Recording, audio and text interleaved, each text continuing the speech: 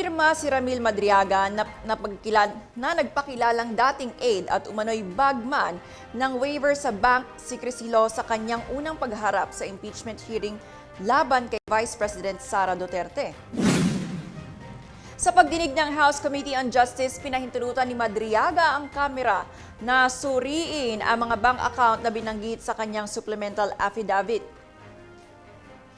So for the record, Mr. Ramil Madriaga is submitting his waiver on the Bank secrecy law, which means that he's giving his conformity to the committee to look into the accounts mentioned in his supplemental affidavit. So the committee secretary is directed to receive the copy of the waiver of bank secrecy law.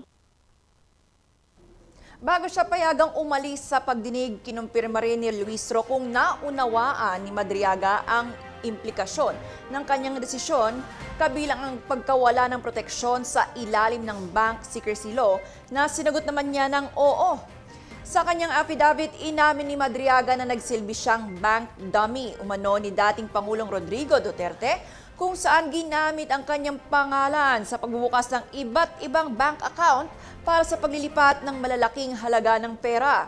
Ayon sa kanya, kahit maliit lamang ang kanyang kinikita bilang umano'y counterintelligence agent, milyong-milyong piso ang dumaan sa kanyang mga account na anyay para sa intelligence operations at laundering. Kabilang sa mga bangkong nabanggit niya ay ilang sangay sa Makati, Pasig at Pampanga.